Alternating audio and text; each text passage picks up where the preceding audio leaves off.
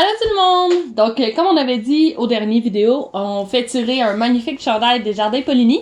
Donc, merci à tous ceux-là qui ont participé. Puis on va maintenant faire le tirage dans le chapeau. Roulement de tambour pour tout le monde.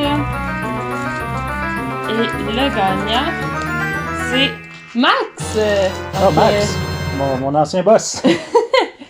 Bravo, Max! Bienvenue à la 3e capsule des Jardins Poligny.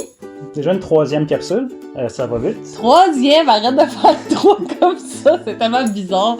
Ça, c'est de quoi qu'il faudrait vérifier dans les... Écrivez dans les commentaires là, si vous faites 3 comme ça, là, comme une personne normale, genre, ou si vous faites 3 comme ça, comme un psychopathe. Pas comme ça, c'est bizarre. On chicanera, tu vas là-dessus. Comme ça, 3. Donc, bienvenue à la 3e capsule des Jardins Poligny.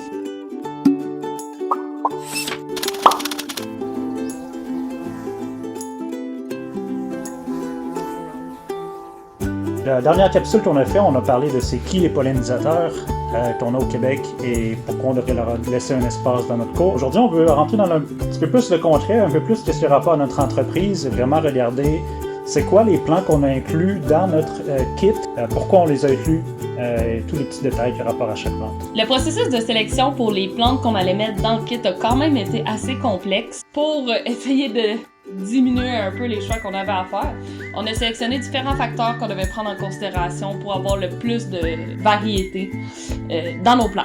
Donc, entre autres, un des choix qu'on a fait, c'est d'avoir une majorité de plantes vivaces, donc des plantes qui vont vivre pendant plus de 2 ans. Il y a d'autres points importants qu'on a regardés aussi, comme les strates de hauteur. Il y a des plantes qui sont plus couvre-sol, il y a des plantes qui vont plus être en hauteur, comme ça ils vont vraiment optimiser la part de lumière qu'ils ont entre eux, puis ils vont plaire à différents pollinisateurs. Et qui est bon. Donc l'autre point important, c'est aussi la forme des fleurs. Par exemple, une forme de fleur plus conique va attirer les papillons, une grosse plateforme comme un genre de tournesol, si on veut, va attirer les gros bourdons maladroits qui ont de la misère à atterrir ailleurs et ont besoin d'une bonne plateforme d'atterrissage. Mais le premier facteur sur lequel on s'est basé pour faire la sélection, c'est vraiment la période de floraison. Donc l'objectif, c'est de pouvoir avoir des fleurs qui vont offrir du nectar aux insectes pollinisateurs tout au long de la saison, donc dès le début du printemps jusqu'au premier gel à l'automne. Vous allez peut-être remarquer aussi, c'est que le début de la saison n'est pas nécessairement couvert par la floraison d'une plante. Il y a plusieurs raisons pour ça. Premièrement, c'est quand même rare les plantes natives, vivaces qui vont faire des fleurs à ce temps-là de la saison. Mais c'est aussi parce que ce besoin-là est déjà couvert ici par une plante que vous avez sûrement déjà chez vous, même si vous ne le voulez pas, qui est les pissenlits. Les pissenlits en tant que tels, c'est vraiment utile pour les pollinisateurs puisque c'est la première source de nourriture qu'ils vont avoir au début de la saison. Il y en a partout. Et même côté pas pollinisateur, là, moi je suis un grand défendant des pissenlits. Ils vont être là sur votre pelouse, ils vont pouvoir changer la structure de votre sol, permettre à l'eau de plus s'imbiber au début du printemps pendant les grosses pluies. Ils ne seront pas là longtemps, et quand ils vont mourir, ils vont nourrir votre pelouse en même temps. Donc il y a déjà un peu un mouvement comme ça en place, même ici à Sherbrooke, là, ils appellent ça le No Mow May, dans le sens qu'on ne tombe pas la pelouse en mai, on attend au moins en juin. Comme ça, les pissenlits vont avoir le temps de faire leur travail, donc pouvoir aider un peu les pollinisateurs. By the way, c'est beau des pissenlits. Oui, c'est beau des pissenlits. C'est beau des pissenlits! Des fleurs jaunes. C'est pas laid, c'est cute! On est habitué, fait qu'on les trouve plus beaux, là, mais c'est des petites fleurs jaunes, c'est beau. Donc, sans plus tarder, voici officiellement les plantes qu'on va inclure dans notre kit pour les pollinisateurs. L'asclépiade, c'est pas mal un incontournable dans les plantes vivaces natives et utile avant même qu'elle ait des fleurs. Les monarques, en fait, eux vont pondre leurs œufs directement sur la plante pour les feuilles, pas pour les fleurs. Les chenilles vont sortir de leurs œufs et ils vont manger cette plante-là directement. Et côté évolution, en fait, ça leur donne un avantage. Comme la plante est toxique, pour la chenille en tant que telle devient toxique aux prédateurs, donc c'est une façon de se protéger. Une fois qu'elle va avoir des fleurs, là, elle devient utile pour une panoplie de pollinisateurs. Là, ça a beaucoup de petites fleurs qui font beaucoup de nectar. Donc les monarques, en fait, c'est une des rares espèces de papillons qui va migrer aussi loin. Ils partent des alentours du Québec, ils vont migrer en ligne relativement droite, en corridor, jusqu'au Mexique. Au Mexique, il va y avoir plusieurs réserves déjà implantées pour les monarques, pour les protéger. Mais tout au long, en chemin, c'est très important qu'il y ait accès à de la nourriture et des lieux de ponte avec les plantes de l'asclépiade pour pouvoir les protéger et s'assurer qu'ils puissent migrer là, sans problème. Donc, en implantant ça dans votre jardin, vous faites partie du corridor de migration des monarques. Donc, la prochaine plante qu'on va vous présenter, c'est l'Héliopsis hélianthoïde, ou en bon français, l'Héliopsis faux-héliante, ou le tournesol vivace. Dans tous les cas, cette plante-là est vraiment intéressante. C'est la seule fleur jaune qu'on inclut dans le kit. Puis, elle va vraiment former des grosses fleurs jaunes, comme des grosses plateformes d'atterrissage qui sont parfaites pour les bourdons qui, on se rappelle, des grosses patates malhabiles. Donc, ça va leur permettre de ne pas passer tout droit en atterrissant.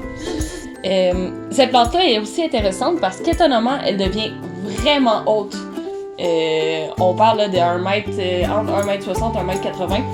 Donc, ça vient chercher une strate de floraison vraiment haute pour les insectes qui volent plus en hauteur. L'aster de Nouvelle-Angleterre, c'est un genre de buisson avec plein de petites fleurs mauves dedans qui attire particulièrement les abeilles. Et la raison pour qu'on l'a choisi, et on ne pouvait vraiment pas l'éviter, c'est qu'elle fait des fleurs vraiment super tard en saison. On a 3 chats, puis vous en avez vu 2, mais vous n'avez pas vu le plus beau. Donc, je vous présente officiellement Léo. On l'a choisi surtout à cause du fait que les fleurs sont là tard en saison, aussi loin qu'en octobre là, des fois. Là. Donc rendu là, ils vont prendre le relais des autres fleurs qui sont plus dans leur saison. On a choisi d'ajouter aussi du thym serpolet au kit.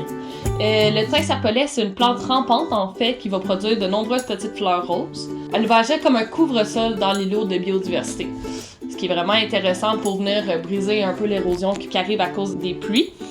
Puis, quelque chose d'intéressant aussi avec le thym serpolet, c'est qu'il peut très bien être utilisé en cuisine, même s'il est un petit peu moins savoureux que le thym commun. Il est quand même très intéressant pour venir parfumer différents repas. L'achillée millefeuille. Ça va faire des petites plateformes de plein de micro-fleurs blanches, un peu comme des fleurs de carottes que vous pouvez peut-être voir, les carottes sauvages. L'avantage avec celle-là, c'est qu'elle va vraiment fleurir très tôt en saison, dans le coin de mai. Et même elle est aussi comestible et elle a plein de vertus médicinales aussi. On sait pas lesquelles. La monarde est particulièrement attractive pour les abeilles, les papillons, les colibris. Les fleurs qui sont produites par la monarde fistuleuse, c'est vraiment particulier ces fleurs-là. Ça va faire comme des longs tubes qui vont être accessibles pour les insectes qui vont avoir un long bec ou des trompes. Puis la monarde aussi peut être comestible, puis à ce moment-là, c'est super bon pour pouvoir faire des tisanes avec les feuilles, avec les fleurs. L'agastache fenouil, c'est une plante un peu super-héros qu'on s'est fait conseiller fortement par Marie au Sœurs la Marjolaine. Sœurs la Marjolaine, en passant, là, vous devriez aller voir ça sur leur page, c'est des amours. Le genre de personne qui nous a fait tomber en amour avec l'agriculture. Puis cette plante-là, c'est vraiment un super-héros. Fournit du nectar pour une panoplie d'insectes. C'est comestible, ça fait des fleurs jusqu'au premier gel. Ça fournit comme ça n'a pas d'allure, c'est beau. C'est vraiment un aimant à pollinisateur. C'est un super-héros. Les plantes vivaces, comme elles survivent au premier couvert, elles n'ont pas le premier rush de devoir faire des fleurs pour pouvoir se reproduire rapidement. Donc la première année, ce qu'elles vont faire souvent, c'est qu'elles vont mettre toute l'énergie dans les racines pour être durables, puis dans les années subséquentes, vont commencer à faire plus de fleurs. Il y en a probablement que l'achillée, l'agastache, vous allez pouvoir avoir des fleurs lors de la première année. Par contre, pour nous, c'était important de pouvoir quand même vous offrir quelque chose qui vous permet de regarder la floraison, de pouvoir attirer des insectes pollinisateurs dès la première année d'implantation de votre kit. Donc, pour vous permettre d'avoir un jardin qui est durable, mais pour vous permettre aussi d'avoir des fleurs dès la première année, on a choisi d'ajouter une annuelle à notre kit de biodiversité. Donc, la seule plante annuelle qu'on a inclue dans notre kit, c'est la tagette. La tagette, c'est vraiment une plante, je dirais, presque de débutant. Là. C'est vraiment facile à faire pousser, ça pousse toute seule, ça pousse vite, ça fait plusieurs fleurs. Ça fait des petites fleurs oranges, en fait, là, avec des grosses pétales. C'est vraiment super beau. Et ça fait plein de nectar là, tout au long de la saison, surtout dans les mois chauds. Donc, la plante, elle est annuelle. Ça veut dire qu'elle va mourir à la fin de la saison. Sauf que c'est tout de même durable dans l'implantation d'un jardin parce que les semences, là, il y en a tellement par plante et sont super faciles à récolter. Dans nos kits, nous, ça va être nos semences à nous qu'on va vous donner. Vous, à chaque saison, vous allez pouvoir récolter vos propres semences et au printemps, tout simplement, en replanter. Vous allez voir, là, après une année, vous allez déjà avoir trop de semences pour qu'est-ce que vous avez besoin. On a produit 80 kits à peu près, puis avec un plan de tagette, celui qu'on avait en pot en plus chez nous. On a été capable de tout produire les plantes qu'on avait besoin, puis il nous en reste. Donc vous allez plus jamais manquer de semences de tagettes. Donc voici toutes les plantes qu'on va avoir dans notre kit de biodiversité. Si ça peut paraître un petit peu épeurant comme ça, inquiétez-vous pas avec ça. Il va y avoir l'information sur comment les implanter, comment les entretenir, où les placer, etc. Tous ces détails-là dans le guide d'entretien qui va être fourni avec le kit. Dans la prochaine capsule, on veut vous présenter les mystérieux refuges à insectes qu'on est en train de bâtir en ce moment. Donc, suivez-nous sur Facebook, allez liker notre chaîne YouTube aussi pour vous assurer de ne pas manquer ça. D'ici là, restez curieux! Buvez de l'eau! Et à bientôt!